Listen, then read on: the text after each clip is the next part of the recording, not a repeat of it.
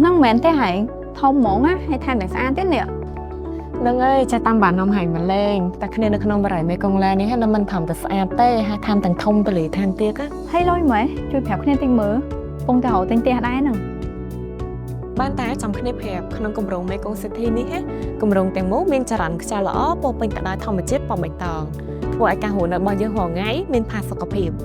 men tả về chi châu mau mấy nọc phrai món á mà bây giờ bọc lương với nhát xã chỉ nâng tiền hai chi châu mau muốn nắng mày mình chắp vào lòng ấy tham tiếc cả ô mới tiệt khơi plei châu bờ đấy lằng thông ai tham chẳng miền plei stop tiệt nghe sụpក្នុងការចិញ្ចោមហ្មងណានឹងហើយលើពីនេះមានសន្និសីទយាមការដល់ទៅ24ម៉ោងគ្រប់ផ្លូវទាំងអស់នៅក្នុងបារីគឺសុទ្ធតែមានភ្លើងបំភ្លឺ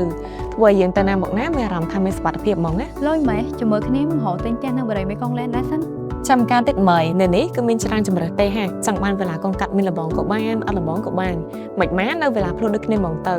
ឬវេលា Queen ក៏ល្អហើយបើចង់កាន់តែលយសាក់ទៅមើលវេលា King តែបើចង់រស់នៅផងប្រកបអាជីវកម្មផងអាចមើលជាប្រភេទ Test Shop House បាយតែផ្លូវធំ 6A ហ្នឹងហ្មងចាំជួយជូនគ្នាទៅមើលផងអញ្ចឹងបានតាបើចង់ដឹងកាន់តែច្បាស់អាចអញ្ជើញមកមើលដល់ទីតាំងគម្រោងផ្ទាល់ខាងយើងមានទាំងផ្ទះគម្រោងជាមួយនឹងផ្ទះចាស់ស្ដែងជូនបងបងមើល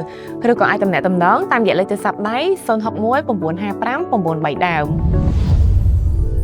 បូរីមេកុងឡែនផ្ដើមជីវិតរីករាយនិងជោគជ័យនៅទីនេះ